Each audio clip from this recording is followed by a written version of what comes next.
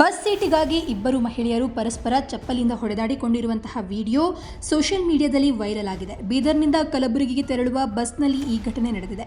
ಓರ್ವ ಮಹಿಳೆ ಸೀಟ್ ಬಿಡು, ಇದು ನಂದು ಅಂತ ಹೇಳಿದ್ರೆ ಮತ್ತೊಬ್ಳು ನಾನು ಸೀಟ್ ಬಿಡಲ್ಲ, ಏನು ಮಾಡ್ತಿ ಅಂತ ಪ್ರಶ್ನೆ ಮಾಡಿದ್ದಾಳೆ ಅಂತ ಹೇಳಲಾಗಿದ್ದು, ಈ ನಡುವೆ ಇಬ್ಬರ ನಡುವೆ ಮಾರಾಮಾರಿ ನಡೆದಿದೆ. ಗಲಾಟೆ ಜೋರಾಗ್ತಾ ಇದ್ದಂತೆ ಓರ್ವ ಮಹಿಳೆ ತನ್ನ ಚಪ್ಪಲಿ ತೆಗೆದು ಜಗಳ ಮಾಡ್ತಾ ಇದ್ದಂತಹ ಮಹಿಳೆಗೆ ಹೊಡೆದಿದ್ದಾಳೆ.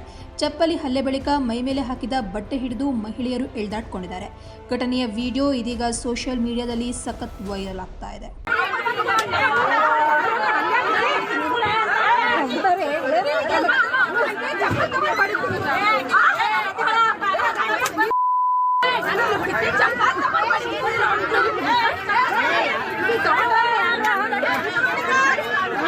ಕಂಡಕ್ಟರ್ ಯಾರಿಲ್ಲ.